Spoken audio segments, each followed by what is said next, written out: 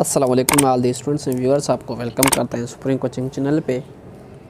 आज first year chemistry chapter number second federal के हिसाब से और चैप्टर नंबर थर्ड सिंटैक्स के हिसाब से आज जो हमारा टॉपिक है रेडियोएक्टिविटी, ये टॉपिक ओनली सिंटैक्स में है, फीडरल में ये नहीं है। तो पहले आज इसका ही बात करते हैं। तो पहले तो रेडियोएक्टिविटी से पहले ये किस बेस के ऊपर है? It is for the confirmation of the electrons and protons. Protons and electrons की कन्फर्मेशन के लिए कौन सा मेथड है? रेडियोएक्टिव ने वहाँ पे कन्फर्मेशन हुआ था किसका? इलेक्ट्रॉन और प्रोटॉन का। It was thought that electrons are emitted by atoms of various substance. Means के इलेक्ट्रॉन्स जो होते हैं emitted by atoms of the various substance. बहुत सारे सब्सटेंस में इलेक्ट्रॉन्स क्या होते हैं? इमिट होते हैं किसी भी एटम से।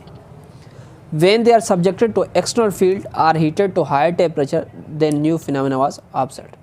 मीन्स यहाँ पे क्या होती है, अगर उसको हम सब्जेक्ट करते हैं एक्सटर्नल फील्ड में, मीन्स उसको क्या करते हैं? हीट करते हैं to the higher temperature, then a new phenomena was observed. वहाँ पे एक न्यू फिनोमेना क्या हो गया था? मेथड्स ऑब्जर्व हुआ था, प्रोसेस ऑब्जर्व हुई थी।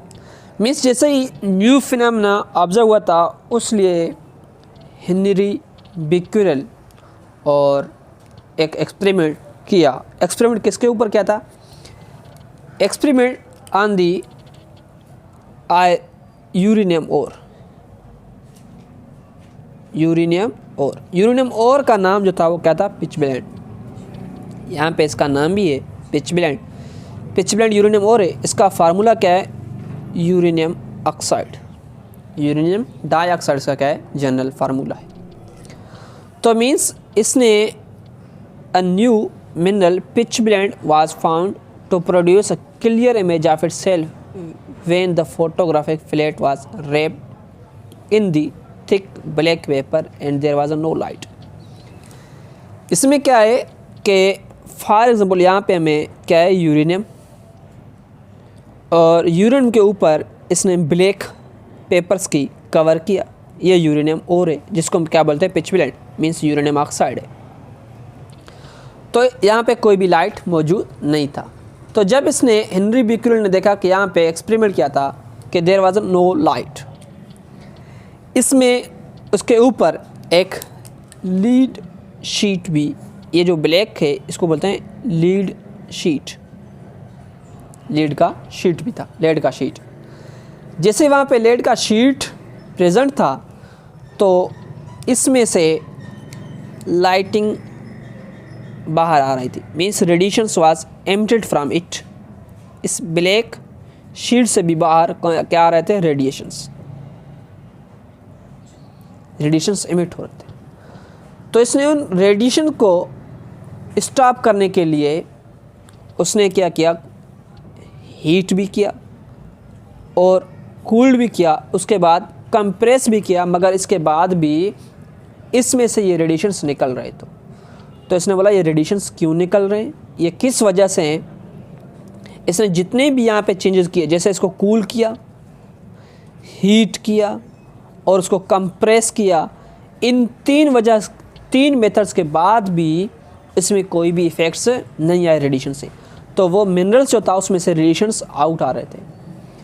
This emissions of the charges went at the uniform rates. ये जो यूनिफॉर्म रेट्स मीन्स एक स्पेसिफिक रेट से क्या रहे थे? निकल रहे थे वहाँ से। Later it was found that the most of the radiations giving out by the pitchblende were electrons। J electron से पिचब्लेंड से जो भी रेडिएशन आ रहे थे वो क्या थे? मोस्टली देवर इलेक्ट्रॉन्स। ये बात भी याद रखना। तो इलेक्ट्रॉन्स आ रहे थे, इसलिए ये क्या था? कन्फर्मेशन ऑफ द इलेक्ट्रॉन्स था। उसके बाद पेरी एंड मैरी क्यूरी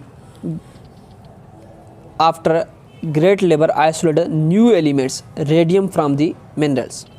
क्या क्या इसने? Radiums from the minerals. This elements radium was found to be extremely active in giving out the invisible radiations. ये जो रेडियम एलिमेंट्स था ये क्या दे रहा था कि रेडिएशन उससे इमिट हो रहे थे। वो रेडिएशन कौन से थे? इनविजिबल रेडिएशंस थे। This phenomena in which certain elements emit invisible radiations, वो मेथड जिसमें क्या हो, एलिमेंट्स क्या करें, इनविजिबल रेडिएशंस इमिट करें, उन मेथड को क्या बोलते हैं? फिनोमेना को बोलते हैं रेडियो एक्टिविटी। और जिस एलिमेंट से रेडिएशंस निकल रहे हैं, the elements which giving out the radiations is called radio active elements. जो एलिमेंट्स रेडिएशंस दे रहे हैं उसको क्या बोलते हैं? Radio active elements.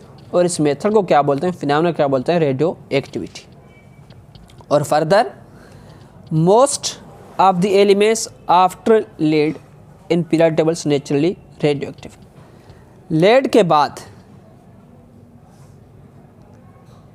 जितने भी एलिमेंट्स हैं इसके बाद 83 एटॉमिक नंबर के बाद मोस्टली क्या होते हैं? All are radioactive. All are radioactive, सारे क्या होते हैं? रेडियो एक्टिव एलिमेंट्स होते हैं। अब बात करते हैं कि रेडियो एक्टिविटी जो एलिमेंट्स हैं, रेडियो एक्टिव एलिमेंट्स, वो कौन कौन से हो सकते हैं? वो तो वही होंगे जिसका एटॉमिक नंबर किससे ज़्यादा हो, लीड से ज़्यादा उसका एटॉमिक नंबर, वो क्या होंगे? रेडियो एक्टिव एलिमेंट्स हो जाएंगे। अब उसके बाद इसका मेथड, जो हमारे पास रेडियो एक्टिविटी के टाइप्स हैं वो दो टाइप्स हैं radio activity, natural radio activity and artificial radio activity. Types of radio activity कितने हैं? नेचुरल और दूसरा क्या होता है? Artificial radio activity. Natural radio active वो एलिमेंट्स जिसका एटॉमिक नंबर 83 से ज़्यादा हो, वो क्या होते हैं? कॉन्स्टिट्यूटिव डीके होना शुरू हो जाते हैं, जिसमें से क्या निकलता है? Alpha particle, means helium nuclei. उसमें से हीलियम न्यूक्लियाई क्या कहता है? इमिट्स आउट होता जाता है। उसका एटॉमिक नंबर क्या होता है? रिड्यूस होता है टिल टू दी लेड। जैसे लेड तक पहुंच जाता है उसकी रेडियो एक्टिविटी क्या होती है? ख़त्म हो जाती है। अब बात करते हैं artificial radio activity. Artificial radio activity, इससे पहले वाले लेक्चर में हमने डिस्कवरी ऑफ न्यूट्रॉन्स किया था। वहाँ पे बेरिलियम को अल्फ़ा पार्टिकल के साथ बम्बार किया था।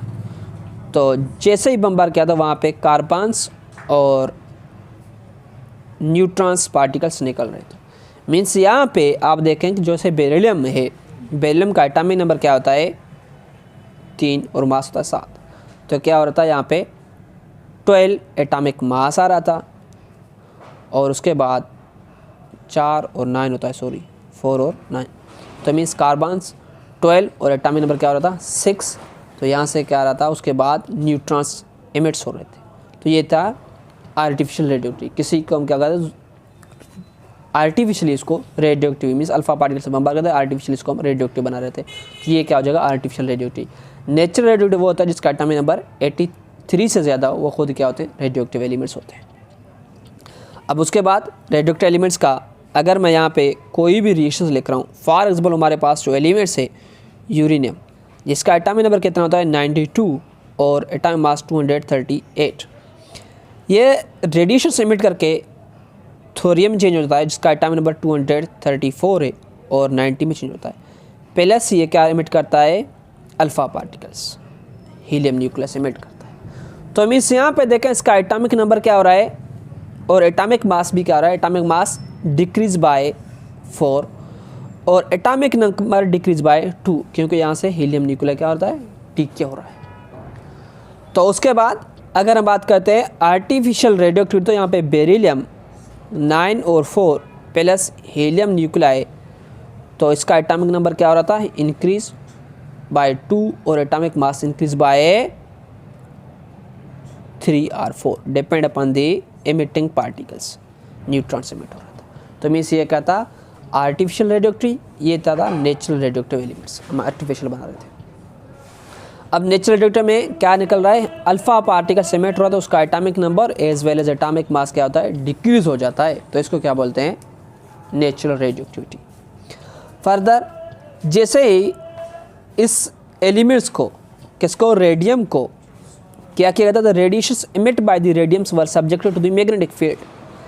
Perpendicular to the direction of the emissions. इसने क्या किया कि जो एलिमेंट्स रेडियम एलिमेंट्स है, यहाँ पे हमारे पास रेडियम है, इसमें से क्या निकल रहे थे, रेडिएशंस, तो इसके परपेंडिकुलर इस मेथड में इसने यहाँ पे क्या प्लेस किया था, magnet,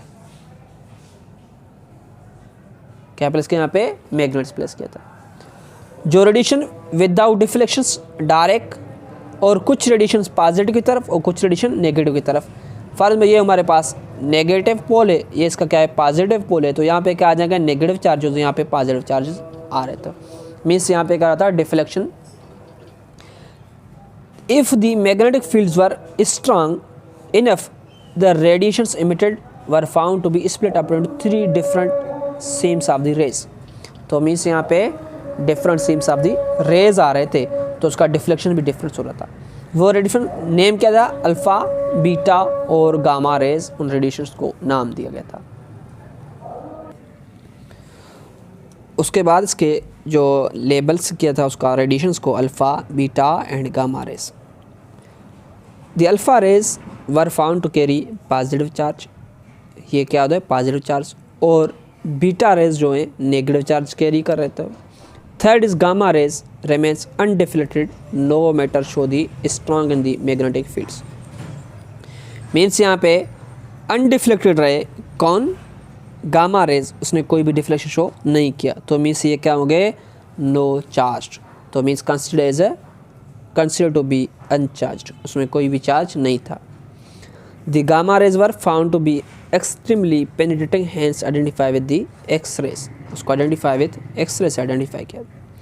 The elements after giving out radiations, elements after giving the radiations break down the more stable elements to more stable elements। Means यहाँ पे क्या था, जो एलिमेंट्स रेडिएशन emit कर रहे थे वो क्या थे, अनस्टेबल, वो क्या होना चाह रहे थे, स्टेबिलिटी की तरफ। For example uranium 92 and 38 emissions of alpha particles would be converted to the thorium 9234। तो मीन्स यहाँ पे क्या था, जैसे ही यूरेनियम से अल्फा पार्टिकल एमिट हो गया तो थोरियम में चेंज हो गया, मीन्स ये क्या है, ये अनस्टेबल है, ये भी अनस्टेबल है, ये भी रेडियोएक्टिव है, फर्दर ये क्या होगा, ब्रेक होता जाएगा। रिएक्शंस का क्या था, यूरेनियम को आप देखें तो यूरेनियम का एटॉमिक नंबर क्या है, 92 है, और एटॉमिक मास क्या है, 238। किस में होगा, थोरियम पे 90 एंड 234 से, तो यहाँ से क्या निकलता, हीलियम न्यूक्लाई अल्फ़ा पार्टिकल्स, तो ये क्या हो गया, अल्फ़ा पार्टिकल्स, इसमें से क्या हो रहा है, इमिट हो रहा है। अगर टिल टू ये रिएक्शंस कंटिन्यूसली मूव करता रहेगा जब तक क्या बन जाए, फॉर्मेशन ऑफ लेड। अब मैं आप लोगों से एक सिंपल क्वेश्चन पूछ रहा हूँ, अगर ये यहाँ से 92 से कहाँ तक, 84 तक, फॉर मैं बोलता हूँ ये न्यूक्लाई, एक्स न्यूक्लाई जिसका एटॉमिक नंबर 84 है, यहाँ पे चेंज होने के लिए ये कितना अल्फ़ा पार्टिकल एमिट करेगा, तो आप क्या करें, डायरेक्टली इसका एटॉमिक नंबर कितना है, 92 है, 92 से कितने बार, 84 तक, तो आप क्या करें, 92 माइनस 84, जैसे ही 92 से माइनस 84 हो जाएंगे तो यहाँ पे देखें कितना बना, 12 से ऐड, 12 से 4 तो कितने बने, 8 और 0, मीन्स 8 अल्फ़ा पार्टिकल्स कितना है, एटॉमिक नंबर कितना है, 2 है, 2 से डिवाइड करें तो कितना आ जाएगा, 4। तो मीन्स यहाँ तक 92 से लेकर 84 तक तो कितने अल्फ़ा पार्टिकल्स एमिट होंगे, 4 अल्फ़ा पार्टिकल्स एमिट होंगे, तो उसका एटॉमिक नंबर कहाँ तक पहुँचेगा, 84 तक पहुँचेगा। ये कॉन्सेप्ट क्वेश्चंस आ सकते हैं इस मेथड में कि इसमें कितने अल्फ़ा पार्टिकल्स एमिट होंगे, अगर इतने अल्फ़ा पार्टिकल्स एमिट हो गए उसके बाद ये कौन सा एलिमेंट्स होगा, उसका एटॉमिक नंबर क्या होगा, इस तरीके से पूछ सकता है। अब इसकी बात करते हैं, यहाँ पे ये क्या है कि यहाँ पे इनर रेडियोएक्टिव एलिमेंट्स है, यहाँ पे क्या है, रेडियोएक्टिव एलिमेंट्स। रेडियोएक्टिव एलिमेंट्स में से यहाँ पे क्या है, ये hold to sharpen the beams, जो रेडिएशंस निकल रहे हैं उसको क्या करना, शार्प करना है। ये क्या है, मैग्नेटिक फील्ड्स।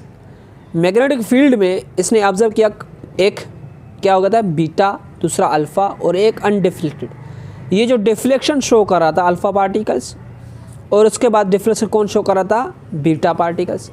अगर ये डिफ्लेक्शन शो कर रहे हैं तो मीन्स ये क्या होगा, इसमें कोई ना कोई चार्ज है। तो अल्फ़ा का चार्ज क्या था, पॉजिटिव, और बीटा का चार्ज क्या था, beta was considered negative charge, और गामा वाज कंसिडर्ड अनचार्ज, उसमें कोई भी चार्ज नहीं था। The emission of the radiations would continue until the formation of lead as a stable end product. जब तक कौन बन जाए, पीबी, ये क्या होता है, लेड बनने के लिए का स्टिल ये क्या होगा, रेडियोएक्टिव से रेडिएशंस इमिट होते रहेंगे, अल्फा पार्टिकल्स और अदर रेडिएशंस भी इमिट होंगे। ये दरअसल जो रेडियोएक्टिविटी है ये हमारे पास न्यूक्लियर केमिस्ट्री का पार्ट है। न्यूक्लियर केमिस्ट्री में इसको स्टडी करते हैं, तो ये फर्दर भी डिटेल में स्टडी कर सकते हैं, मगर क्योंकि हमारे सिलेबस के हिसाब से में ये फर्दर नहीं है तो हम इसको इस मेथड में आप लोगों को सिर्फ बुक के हिसाब से समझा रहे हैं। और properties of these radiations are summarised below. Means properties of radiations कौन कौन से, alpha rays, beta rays and gamma rays. Alpha rays are fast moving helium nuclei. अब ये भी आप लोगों से पूछा जा सकता है कि अल्फ़ा रेज जो है ये क्या है, तो आप लोग क्या बोले, अल्फ़ा रेज है हीलियम न्यूक्लाई। हीलियम न्यूक्लाई ये नहीं है कि आप डायरेक्टली इसको क्या लिखें, H2 और 4 लिखें, ये लिखोगे, ये अल्फ़ा पार्टिकल्स अल्फ़ा रेज नहीं होगा, ये अल्फ़ा रेज नहीं होगा। क्यों, क्योंकि ये हीलियम एटम है, हीलियम न्यूक्लाई नहीं है। तो हीलियम न्यूक्लाई का मीन्स He4 और +2, क्योंकि इसके जो 2 इलेक्ट्रॉन्स वो क्या होंगे, रिमूव हो गए, तो मीन्स ये क्या होगा, अब ये हीलियम न्यूक्लाई है। They ionised air, they knock out the electrons from the other atoms. Ionisation किसे बोलते हैं, अगर मेरे पास कोई भी, ये मेरे पास फॉर मैं बोलता हूँ मेटल है, एलिमेंट से कोई भी, इसको मैं हीट दे रहा हूँ, हीट देने के बाद इसका जो इलेक्ट्रॉन्स है वो क्या हो रहा है, रिमूव हो रहा है, प्लस चार्ज, इसको बोलते हैं आयोनाइजेशन। इसको क्या बोलते हैं, मेथड को ionisation, energy, ionisation energy. They produce bright flash on the fluorescent screen. Fluorescent screen का पहले हमने बात किया, वो किसका बना हुआ होता है, वो मोस्टली जिंक सल्फाइड्स का बना हुआ होता है fluorescent screen. Have a very small range in air, कितना, 1 to 2 centimetre in air, before they are completely stopped. यहाँ तक मूव करेंगे तो यह क्या हो जाएंगे, कम्प्लीटली स्टॉप हो जाएंगे। उसके बाद हमारे पास next beta raise.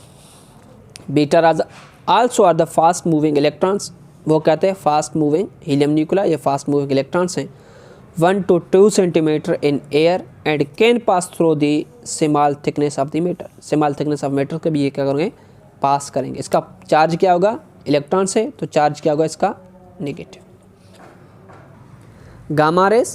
Gamma rays are very penetrating power, they are short wave electromagnetic radiations. ये क्या होता है, शॉर्ट वेव इलेक्ट्रोमैग्नेटिक रेडिएशन होती है। इसकी जो वेवलेंथ होती है कितनी होती है, 10⁻10 से क्या होती है, लेस होती है। और इसका पेनिट्रेटिंग पावर जो होती है वो कितनी होती है, 15 to 20 centimetres of the lead के शीट 15 to 20 सेंटीमीटर, उसमें भी ये क्या होंगे, क्रॉस हो जाएंगे।